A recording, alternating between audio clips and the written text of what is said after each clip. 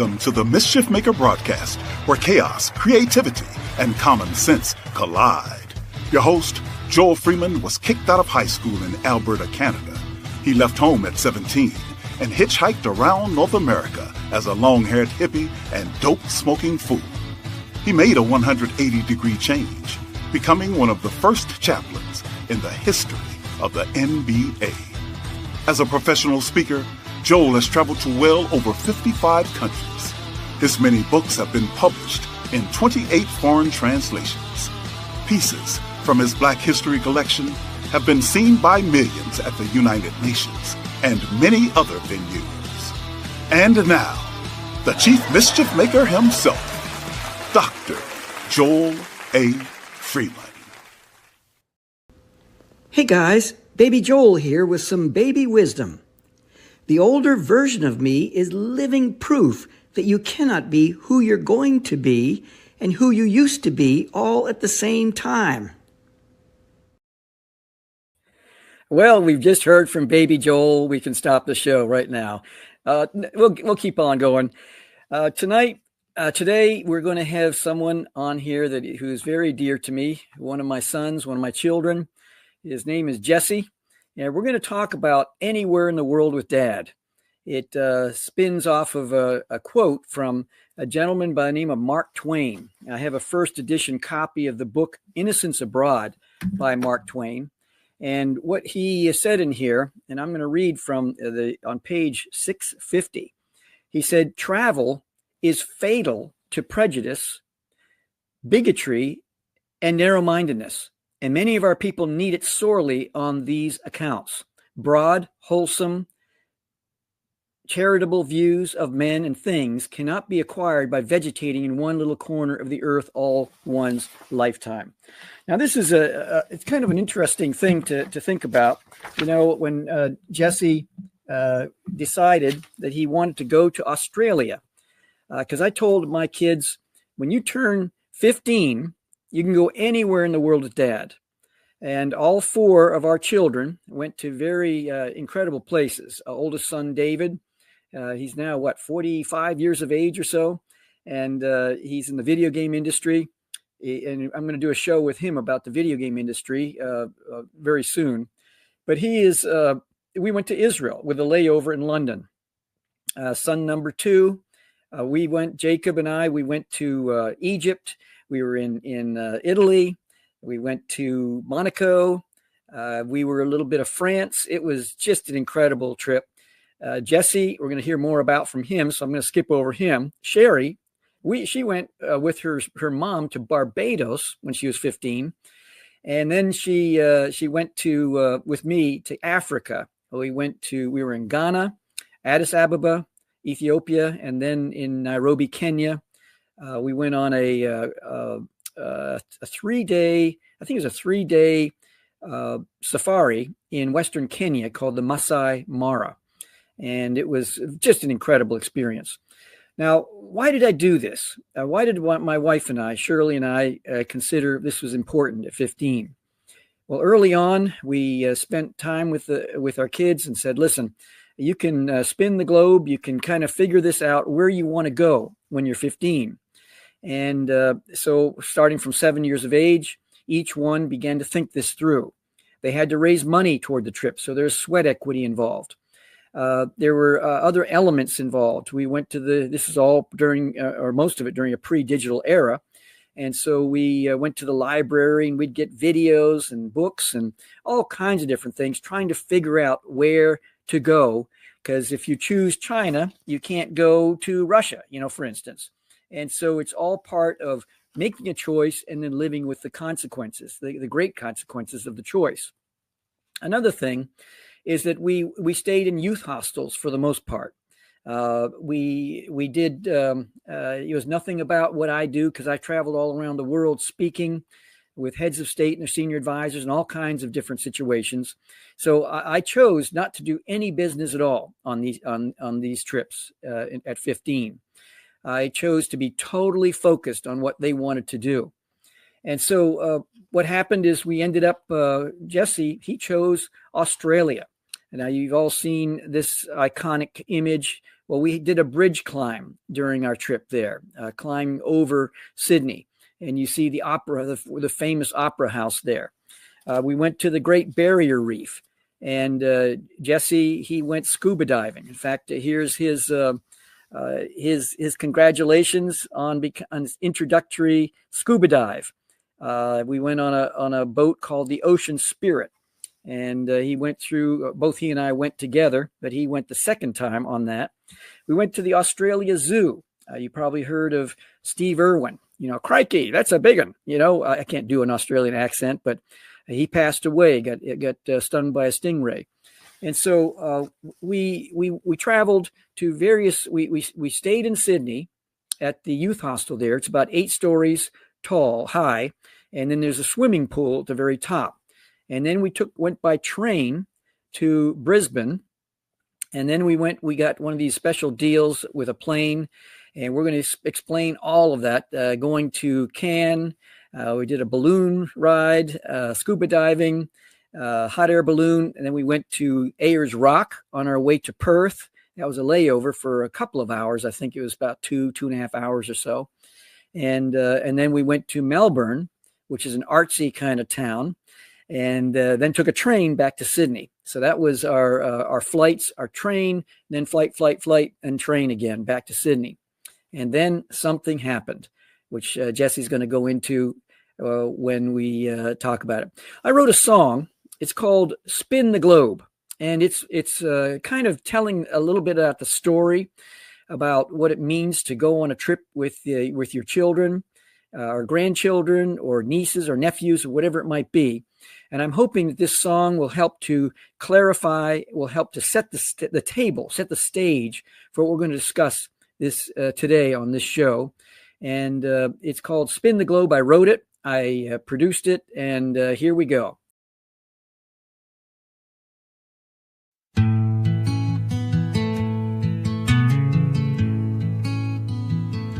"15 candles, all our stuff is packed. Maps laid out, no turning back. One last adventure, just you and me,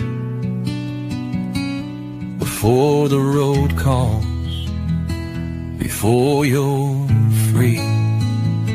From Mark Twain's pages emerged the thought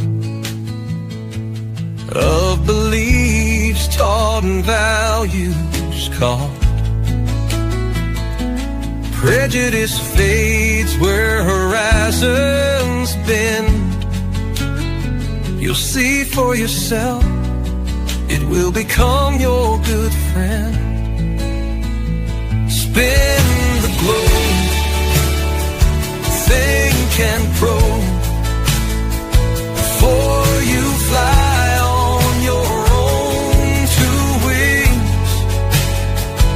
Let's talk about life, discuss bigger things. Respect, love, and the years ahead. Anywhere in the world that backpack stuffed, journals in tow, writing down stories as we'd go. Jerusalem lights or Sydney streets, deserts or jungles, mountains or reefs. The road teaches more than books can say. How people live, how strangers pray. We walked through history, tasted the past, laughed at our stumbles, made memories that last. Now you're driving, working fast food late. Life is fleeting, but this won't fade. You'll watch the news with different eyes, you'll see the people, not just the size. Spain aglow, think and grow before you fly on your own two wings. Let's talk about life, discuss bigger things, respect, love, and the years ahead.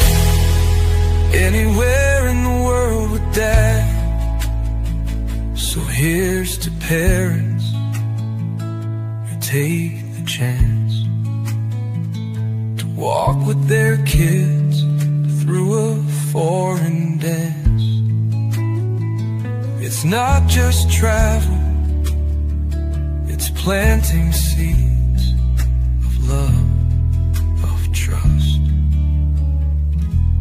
what they'll need.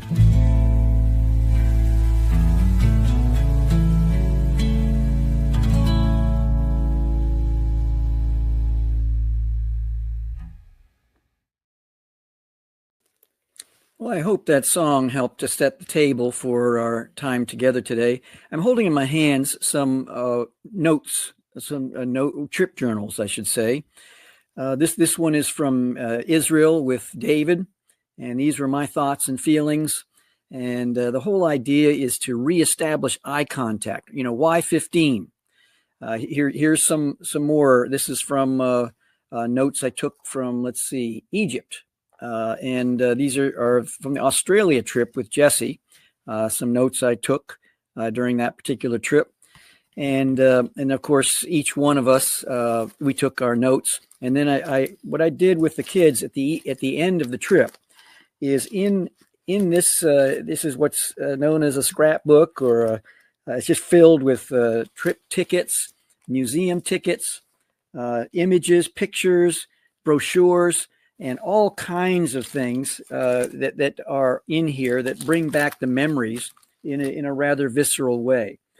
One of the things that we did is in advance, we would I made a, like this is right here is the itinerary for the entire trip.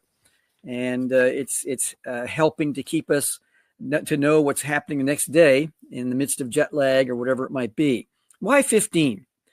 Well, 15 is the time period when a young man, a young woman is just before they get their license, and just before they start working outside the house, just before they start feeling a whole new level of freedom. And some kids might get an automobile in 16, and it just becomes a situation where they're pretty much gone in about a year. And so as anyone knows in parenting, you know, when they're younger, you have kind of a firm grip. I don't mean in a negative or in a weird way. I mean, it's just kind of letting them know, hey, no, you can't go here. You can't do this. Yes, you can do this. You got to be in bed by 11. You've got to finish your homework and finish your chores. Those are types of things. As a child gets older, and I'm not an expert by any means, we loosen the grip. And part of the 15 was I wanted to reestablish eye contact with each one of the children. And then we could begin to kind of establish some kind of rules of engagement so that the next few years, 2, 3, 4 years, wouldn't be a way where we harm each other. Because kids have to flap their wings. They have to individuate. They have to pull away. And that's all a part of healthiness. It's a healthy exchange that takes place between a parent and child. And so some kids flap their wings harder than others. And so at 15, it's just like, hey, let's do this together the best we can. And my wife, she did a lot of the raising of our children. I was gone so much. I was traveling around the world and to put food on the table. And so this was my way of integrating my crazy travel schedule around the world with the ability to connect. And then later on, Jesse's been with me to places, and he's gone to his own places. David's been with me to other parts of the world, my wife and others. And so they could then come along with some of these trips to rather exotic places. Now, Tom Postner, I hope I'm pronouncing your name correctly, says, I did the very same thing with my wife and stepchildren. It was the ultimate bonding experience. We never thought of our relationship any different than if it was always biological. Oh, that's great, Tom. Thanks so much. It's very true, because you get to know someone in a different sort of way when you travel with them. Let's bring Jesse on, and Mel is in the background. Bringing Jesse on the show. And here we have Jesse. Hey. Son, it's so good to see you, and good to be with you. Good to be with you. So as a young man, you watched your two older brothers. They went to Egypt and Italy and to Israel and Great Britain. What was going through your mind as you were watching them go on this trip? How did you, first of all, how did that impact you? And what were you doing mentally and emotionally to prepare for this, for you and I to go somewhere? For mentally prepare for our trip? Yes. Yeah, it was just trying to figure out what I wanted out of this trip, like where I wanted to go. And yeah, I was very excited. I was very excited. It was something that was, you told us about it when we were young. So it was always this something that was just kind of, I don't want to say looming, that has a negative connotation, but it was always there. There was always something to look forward to, something to look forward to when I turned 15. So yeah, to see David and Jacob go through that and their experiences, it was just building excitement, anticipation, and then just trying to figure out where I wanted to go. And I feel like I made so many very different, I had so many different directions I could have gone, but trying to figure out what I wanted to do in that trip, but I was excited for it. Folks, as you're watching tonight, if you're watching live, you can type in your questions for Jesse or myself, or make comments about what we're discussing. And I know we have people from all around the world that have traditionally been watching this show since we started it. And we welcome you and hope you hang with us for the next 45 minutes or so. Now, Jesse, when you spin the globe and you look at all the different countries, what's 193, 109, I don't know what the exact number is right now, 194 countries around the world. What were the top five? What process did you go through mentally? Because I wasn't there to influence you or to try to encourage you in any way. It was just all your gig, right? Your process. Yeah. Well, caveat, as we're talking about this trip, it was nearly 25 years ago. So I can barely remember last weekend. But what'd you have for breakfast? Yeah, exactly. But I do remember I wanted to go to, I liked the idea of Israel, but I felt like it was already going, David already went there. So I was like, okay, I'll choose something different. I think I wanted to go to Japan, Australia, New Zealand and stuff like that. But yeah, I think I chose Australia because, well, multiple reasons, but one, they spoke English, so it was like less of a barrier of entry. So it felt a little safer in that regard. Just being able to speak English. And then I guess with it being so far, it felt like an adventure. It felt, like an adventurous place, just looking at pictures of it. It's a beautiful landscape, beautiful area, lots of wild animals and stuff like that there. So it just felt very adventurous. And, oh, hey, Janice Churchill. Yeah. From down under. So it just felt very adventurous. And to be honest, I knew I wasn't getting an experience like this again, where I would get a trip paid for. So I was like, let's go wild with it. Let's go as far as we can. You probably were so happy about that. But I was like, hey, let's go as far as we can, because I don't think I'll ever be able to go to Australia again. Somewhere closer I might be able to figure out, but Australia felt like an adventure, and I could, get a good experience there.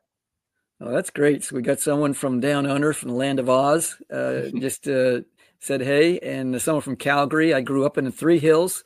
about 80 miles north of Calgary. And so it's great inviting folks to the show this evening. Now, Jesse, as you were going through that process, when you're thinking about Australia, you're thinking how far away it is.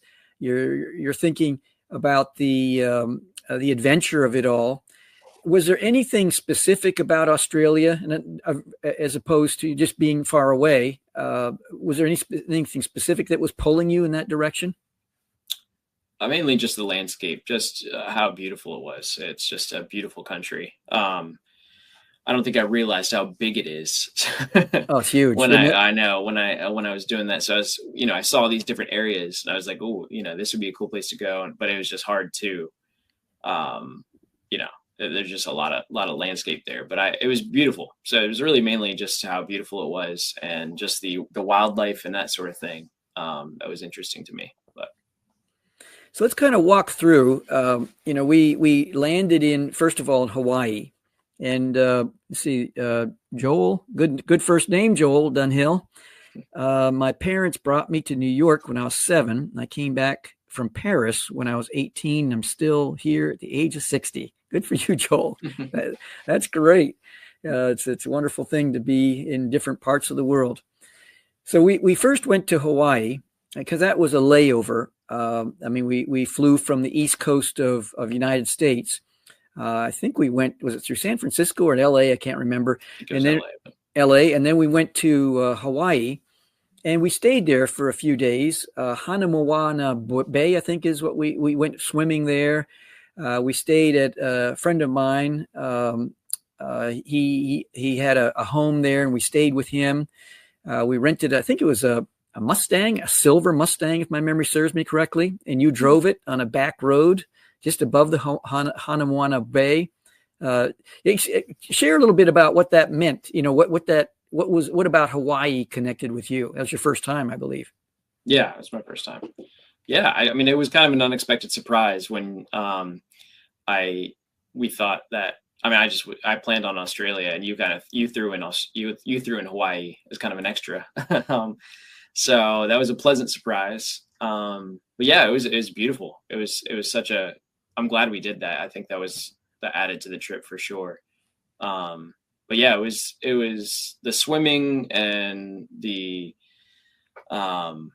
just how beautiful that island was. I do remember driving that Mustang and how scared I was driving that nice car at 15 before I don't think I had my learners yet. Or maybe I did, but I can't remember, but I had barely driven.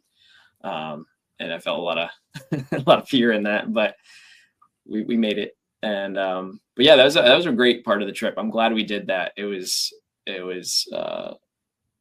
beautiful and relaxing, and yeah, enjoyed it. I did that with each one of you. David, for instance, he scared the bejeebers out of me. We were just near the Qumran Caves, and there was a field in a very narrow road with ditches on either side, and he was driving fast and furious, and he was going back and forth. So I wasn't that scared with you, Jesse. I probably was going like 2 miles per hour. So yeah, I still remember where we were in the back area on the hill above Hanamoana Bay in that back area. So let's see, Joel says, my point is the childhood vacation with my parents changed my life forever. That's right. It's just amazing how travel does that. Thank you. So then we stayed there for a few days. We then went to Sydney. Now we arrived in Sydney, and there was the what they call it, a youth hostel that we stayed there in Sydney. And you spent a lot of time. You were playing video games, and then we'd go over to the water side, and we did the bridge climb over the top of Sydney. Tell me a little bit about what was going on. 30 years ago now?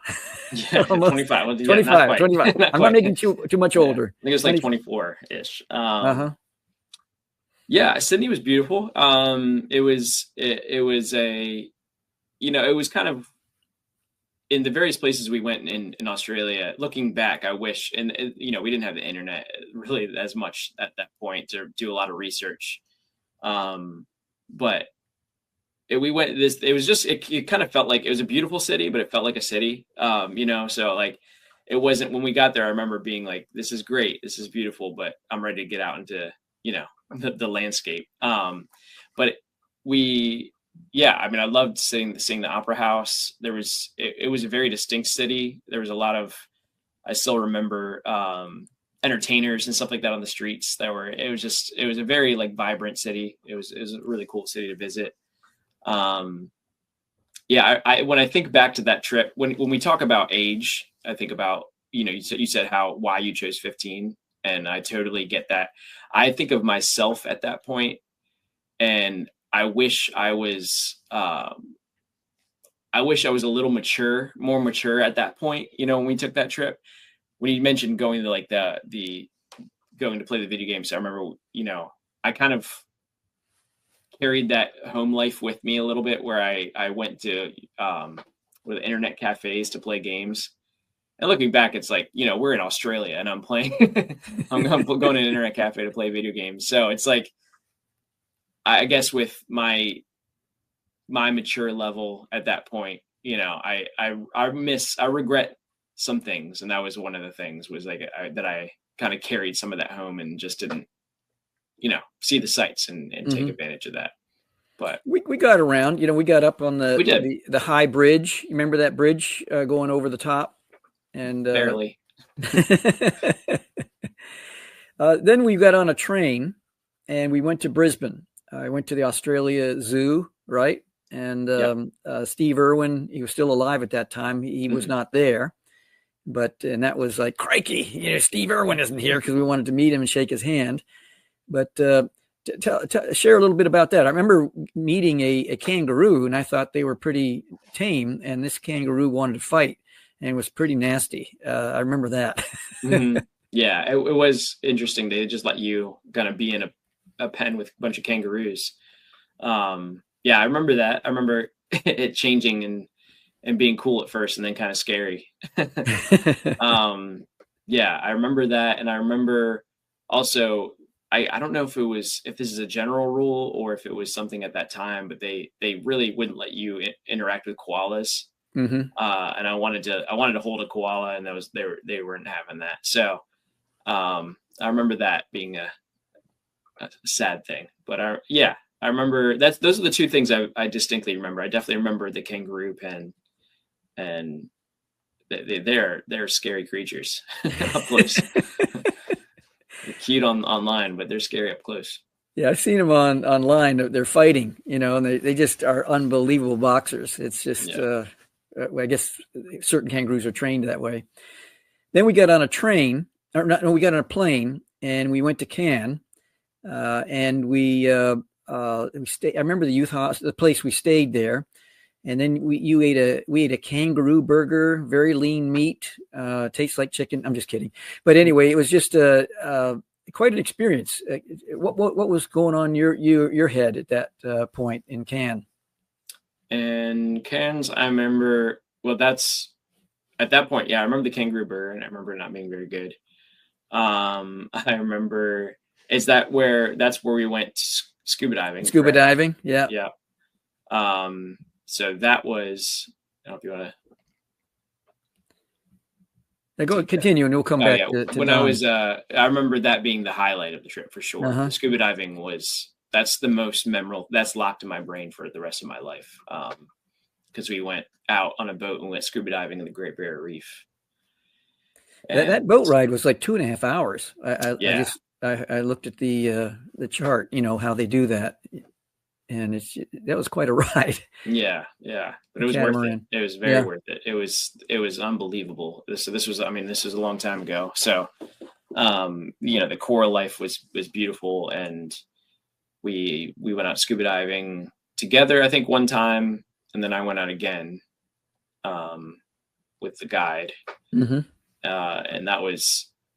Yeah, so that's forever locked in my brain, of just schools of fish swimming around you, just so much vibrancy, so much color under the water. These giant parrotfish just swimming. You felt you could touch them if they didn't swim away. They're just really close to you, and coral life, and it was just bright, brilliant, colorful, just so many fish. It was unlike anything I'd ever experienced and have since. And so that's something that I still carry with me. And that was my first time scuba diving. And that I brought back that love of scuba diving. So I've been since then a bunch of times, but, yeah, so it's, yeah, that was probably the highlight of my trip for sure. Joel, Don Lewis, he says, when I was 10, my parents took my sister and me to London from New York. They insisted that we stay at B&Bs to absorb the culture, which I agree with wholeheartedly. That's why we stayed in youth hostels. I didn't want to stay in a 4-star hotel or 5-star hotel, because then it's just little America, and you're kind of insulated from the culture. He goes on to say, I remember we stayed at a B&B called Fernwood. This was about 1976, in a room with a bath in the hallway. It was about $12 a night. You had to put coins in the heater at night. Yeah. Or you froze in your room. Great memories. Thanks, Don. We're at the top of the hour, and so we're going to take a break for our sponsor, Rosetta Universe.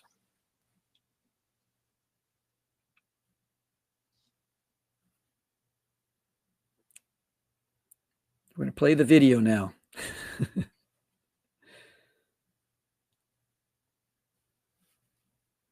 Or now. Mel, we're ready for the video. Says I don't have it. Okay. Here we go.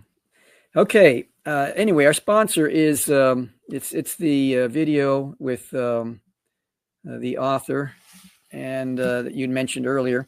Anyway, we'll our sponsor is.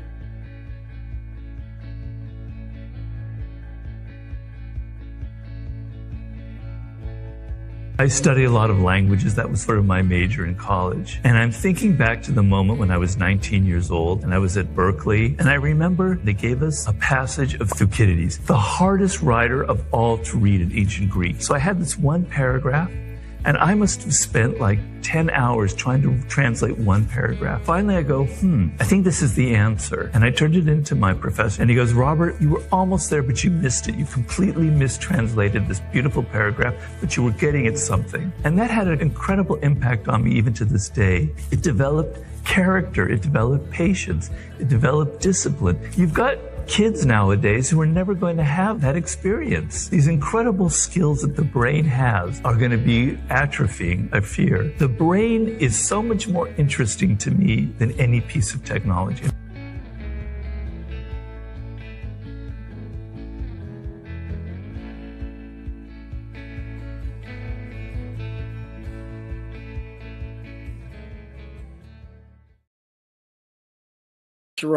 Robert Greene, the author. In fact, I'm reading one of his books called Power, a very fascinating individual. And he's basically sharing our why behind the Rosetta Universe.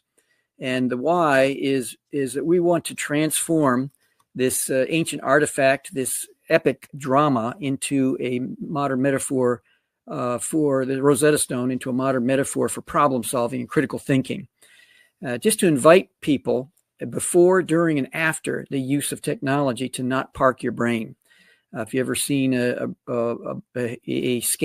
brain scan of a brain that's atrophied, it's not a pretty sight. And so it's just a really fascinating thing. Go to you'll see just above the QR code above me and above Jesse. And if you're on a laptop, use your cell phone, and it'll take you to chiefmischiefmaker.com, and there you'll be able to I think it's in the first part of the link tree. You can go find out more about the Rosetta Universe project and see it for yourself. Now, Jesse, coming back to our conversation, we're in Cannes. We take a balloon ride, and then we help them to roll the balloon back up, right? Yeah, I remember the balloon ride. I don't remember rolling the balloon back up, but I do remember the balloon ride. That was, yeah, again, that made that whole area that we were in was definitely the best part, because that was most when I talked about wanting to see landscape, that was what we really got to see that, obviously underwater. And then from up above, we, took the hot air balloon up and be able to see the landscape, see kangaroos hopping around, see stuff like that. It was unbelievable. And I've never would have thought I would have ever been in a hot air balloon, but I don't know how you found that, but it was an interesting. I think that was a surprise I kept back from you. Yeah. So when we went then we went to Ayers Rock. I think I'm not sure if we went out together. I know I have pictures of myself standing next to Ayers Rock, so I'm not sure who I got to take that picture. So I'm almost thinking we went together. We didn't. We didn't. No, you must have gotten somebody. Yeah, I remember. I think that was one of my other teenage regrets. Like, I think I was just exhausted or worn out, and I just said, "Nah, you go out. I'll just stay here in the airport." And when you came back, when you left, I was like, I should have gone out, but I didn't. When we were flying toward it, I remember seeing it, just this giant monolith sticking out of the outback, and just like, wow, where'd that come from? Boom, there it is. And so we did a layover, I think, for a couple of hours, and then we went to Perth. And tell me a little bit about Perth. I remember we had dinner with someone, a friend that I had met somehow. I can't remember how, but we had dinner with somebody. And was there anything about Perth that grabbed you? I don't honestly remember Perth very much. I looked back at my journal. And I found the journal for it, and I apparently stopped halfway through the trip. So we're at the point where I stopped. So I don't remember Perth very much. I remember, well, there was Perth and there was Melbourne. Yeah. That was next. Yeah. So those two are kind of a blur for me, honestly. And my biggest takeaway from Perth was we saw a restaurant that had ripped off the Chicago Bulls logo, the NBA Chicago Bulls. And I thought, man, that's rich, to rip off the logo and, draw people in. Yeah. I remember eating a lot of fast food. We ate like was it Hungry Jack's or what was that? Yes. It was like a Burger King. It was Burger King, right? Yeah. They call it Hungry Jack's. Yeah. And then we went to, I remember. Then we went to Melbourne. Anything about Melbourne that grabbed you? Again, I think that was, if I remember correctly, it just felt like a city. It didn't feel, there didn't really feel like there was anything distinct. It was kind of an artsy city, yes. Correct? But I don't remember too much about it. It was nice, but it just felt like we were going to another city. When I travel, I really like to see the cities all just kind of blur together sometimes, depending on the city. And that one felt like it kind of just felt like it could have been in America, Yeah. There were, I remember the statues on the street. Remember that? There's statues all over I can't remember the name of the street, but we'd walk and then hit a statue, and then a block or two later is another statue. Do you remember that? I don't. Okay. Sorry. I have a distinct memory of someone standing. Forgive me if you're from Melbourne. I'm sure it's a wonderful, beautiful city. We were there for so short a time. I don't remember. Yeah. And then we went by train back to Sydney, and then something happened. Do you want to talk about that? Yeah, I think there was the day we were meant to leave, or the night before. I remember we were in the youth hostel. We were going to leave the next day, and you woke me up and said, "You need to come see this." I don't even remember what time it was, but it was early. It was probably like 4 a.m. or something like that. It was an odd time, but you woke me up, and then we walked down to the common room in the youth hostel, and on the news was the Twin Towers had been hit. And so there was a bunch of people in there, and we were just all taking in the news that it was on 9/11 that we were about to leave Australia. Yes. I remember that morning, I was getting ready to go and getting packed and everything. You were still sleeping. And then I think I went to the bathroom, because remember the room, I think there's like there's two or three double bunk beds. And there's a guy, I think he was from South Korea or something. I think he was from South Korea. And I said, yeah, we were just talking. He says, yeah, I said, we're heading back to US, we're done with our trip here. And he says, well, I don't think you're going today. I said, oh yeah, yes. I was kind of getting a little irritated because he kept telling me, no, I don't think you're going today. And I said, yeah, we are. We got the tickets and we're ready to go to the airport. And then he says, well, you better go check this out. And that's when I think I went in. I took a look at what was going on, came back and woke you up. And that's when I think we were there for 5 more days, right? Every morning we had to check in at by 11 o'clock for the next to stay for another 24 hours. They were very kind at the youth hostel. And Janice, yes. Yeah, we do remember the Opera House. Definitely remember it. Yeah. Definitely remember the Opera House. How could you miss it? It's just iconic. Yeah. In fact, where's the picture of it? Yeah, we were, there it is right there. Yeah. In the brochure. Yes, Janice, we do. And so that was a real weird time, to think that we're stuck in Sydney for another 5 days is like, whoopee-doo, this is great, but it was work. I mean, because the lines were tied up, couldn't get through on the toll-free number to talk with Qantas Airlines. And I think another airline had a problem, and that was exacerbating the issue. Go ahead. And we didn't even know how long we'd be stuck there. That's right. Yeah. It was just daily we would just check in, or you would check in, and we just had no idea how long we'd be stuck there. Yeah. So we couldn't take like a 2-day trip somewhere and go, we're here in Australia. Right. We're always trying to figure things out because it could be 10 days, could be 3 days. We weren't sure. That was very weird. And then, Shirley, she was wondering, she thought we'd made it at least to Hawaii. So she was making phone calls to friends there. And we weren't in Hawaii. So it was very difficult. It's almost like not pre-digital, but it was kind of, things weren't really connected that well at that point. Any more thoughts on that? Yeah, no, it was weird. It was weird being away from the U.S. during that. It felt, people were very kind there. I remember that. I remember people being very nice and when they found out we were from America or they heard our accent, they were very apologetic and just felt very, very kind to us. But yeah, it was just weird being away from it all. It felt kind of surreal being in another country in the midst of, that happening.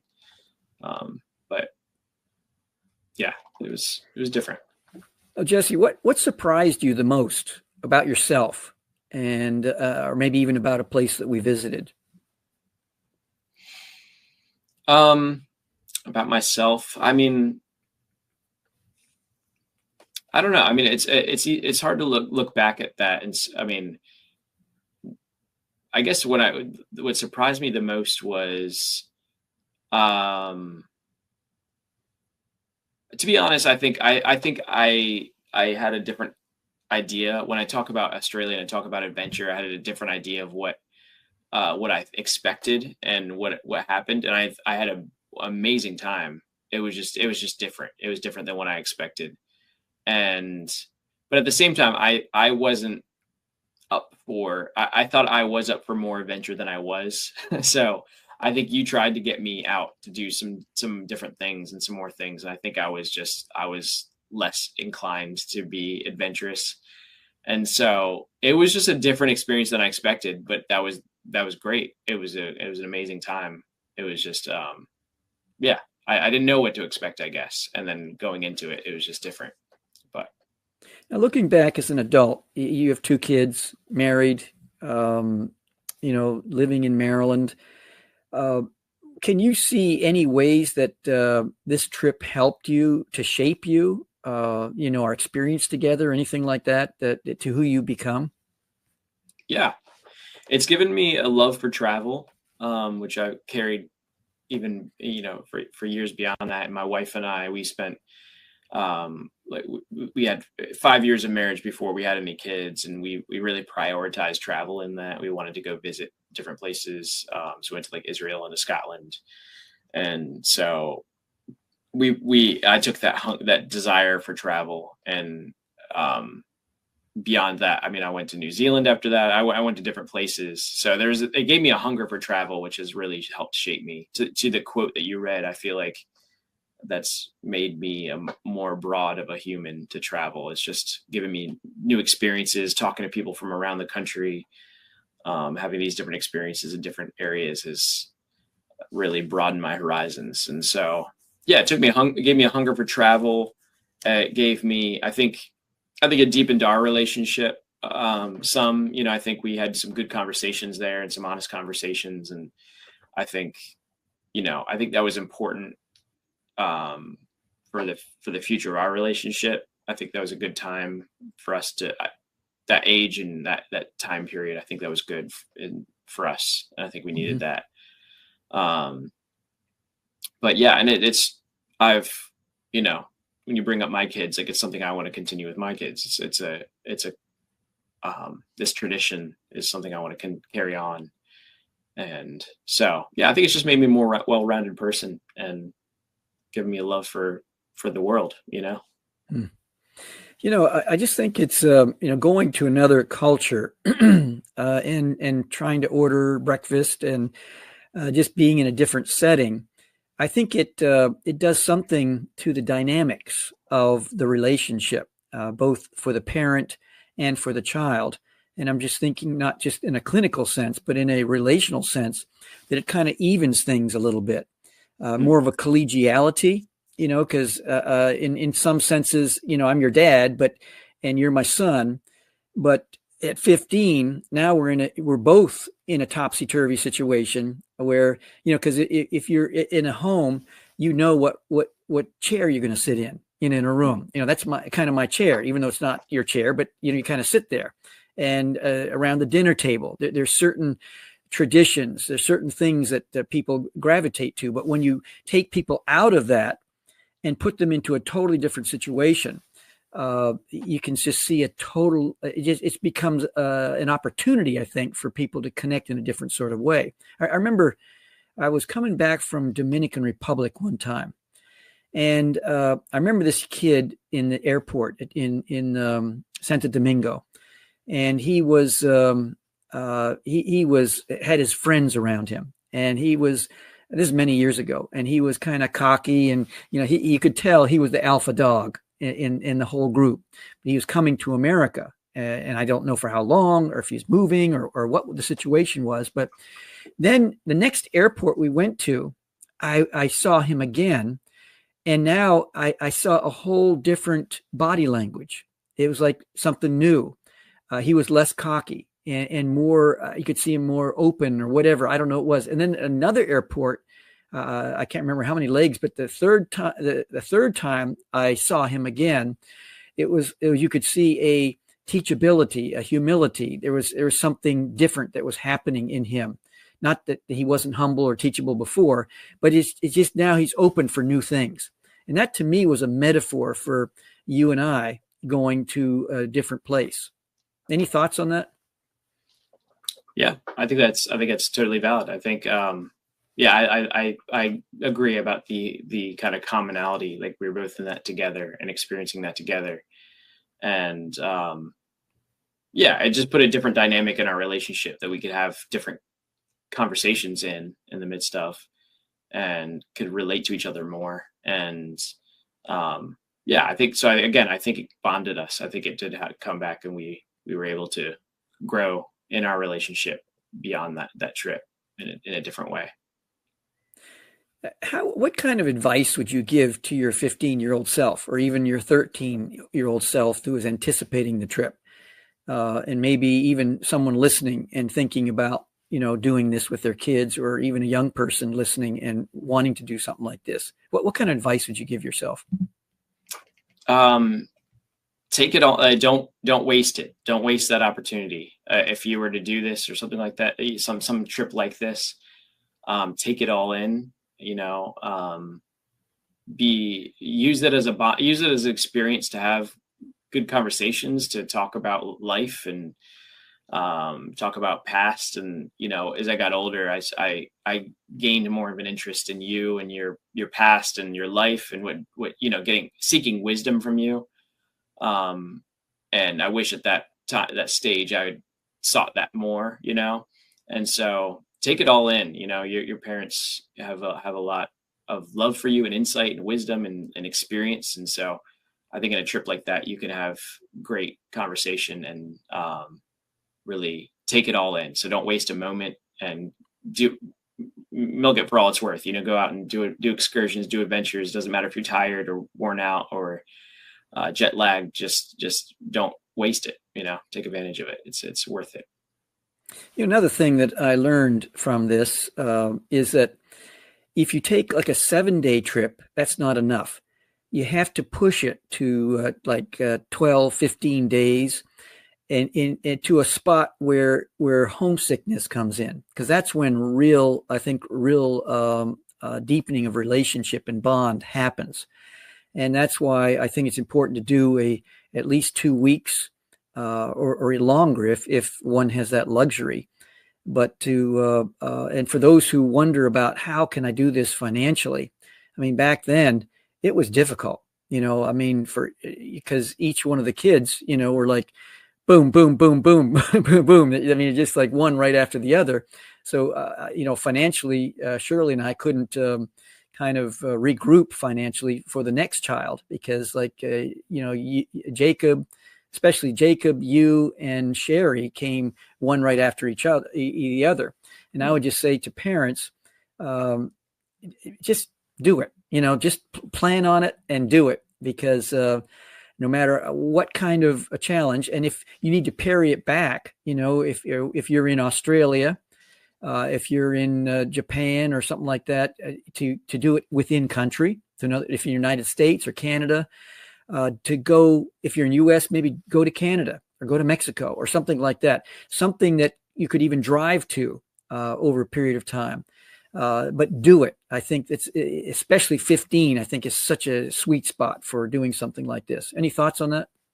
Yeah. And if you have young kids, like my kids are 3 and 5, I'm saving for it now. So I'm saving for, in addition to their college and stuff like that, this is something I'm putting money toward now. So it's, if you have young kids, just start saving for it early, plan for it early. And that way it's less of a financial burden, when that happens, but plan ahead as much as you can.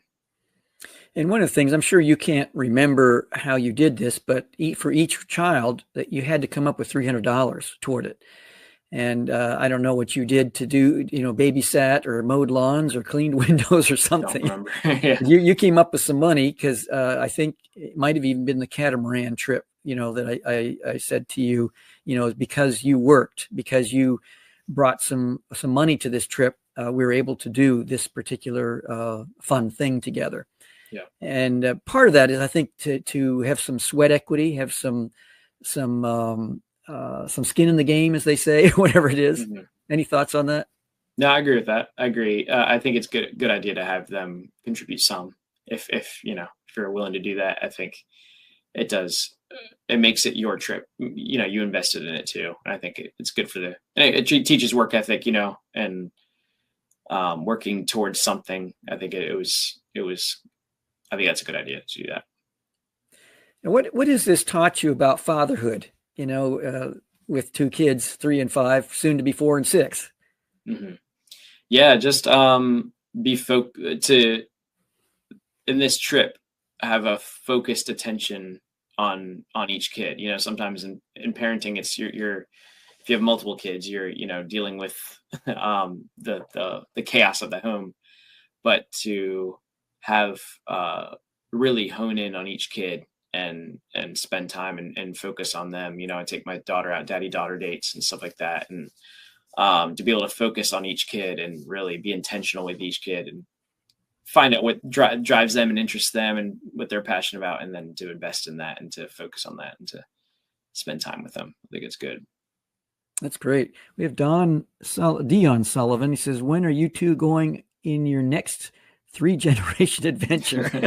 Yeah, where are we going, Dad? Where are you going to take me on another trip? Remember, there's some sweat equity. Yeah, exactly. Yeah, this one I guess I'll pay for you. Yeah, I think that our times in Myrtle Beach together every summer are in some ways part of this. I think the 3-generational spending 2 weeks together. Was it now twice a year during the early summer and late summer? I know that is just I can't, Shirley and I just can't wait for that. And that's why we call the house there, your Indy's house and Ezra's house, to have it in mind that that's part of their inheritance, that they'll have that house and they'll, so it's their house to build memories in. And we have a place for them to measure how much they've grown. I think last time Indy had grown, 4 inches in 1 year? That's crazy when you think about it. Flying by. Yeah. So, in terms of designing a trip with Indy and Ezra, what do you think that's going to look like? I mean, they're still so young, so I don't know. I mean, to be the dynamic that's different from me, that we're going to have to navigate when we get there, is my wife also loves adventure and she loves to travel. And so we're going to have to figure out what to do when we hit that time, because she'll want to go. She has FOMO, so she'll want to go too. So I don't know if it's going to be just me and a kid or not, or if it's going to be both of us and one kid. I don't know. We're going to have to figure that out when we get there, or if it's I take, Ezra, she takes Indy. We'll have to see what we do with that.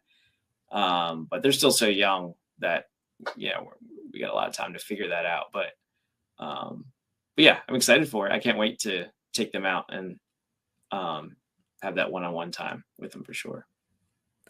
By the way, those listening who don't know what FOMO is, it's fear of missing out. Yeah, exactly. Yeah. Different cultures might not understand yes, that. It's true. Yeah. So any thoughts? I mean, have you already started talking with Indy at 5 and 11 months or so? We haven't really talked about that too much. No.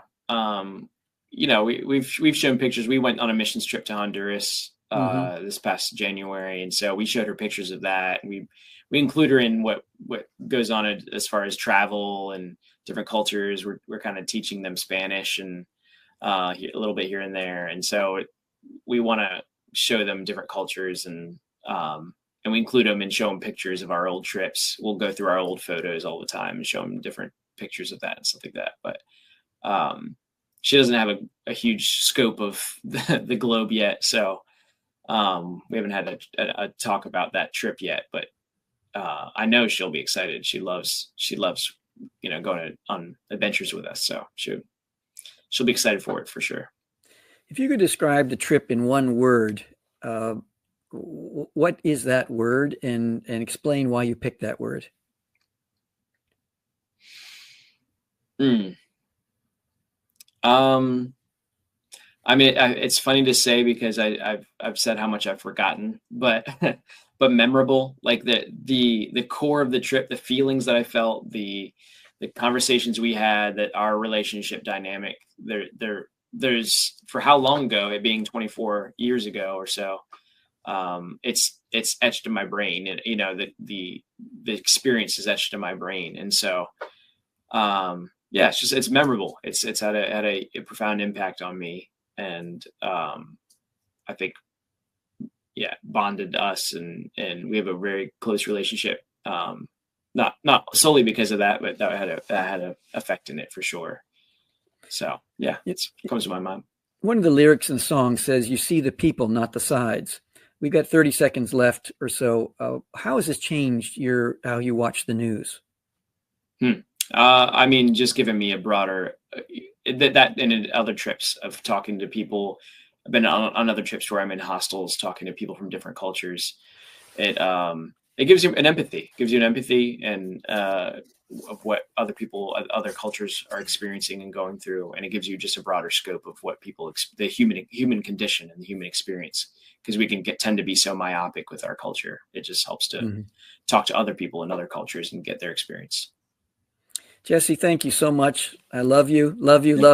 Thank you for hanging out with me today for an hour. And next show, we're going to have someone by the name of Loida Lewis, And she ran a $1 billion enterprise after her husband died. Fascinating story. And I can't wait for you to meet her. Thanks, Jesse. Thank you. Love That's you. all. Love you. That's all, folks.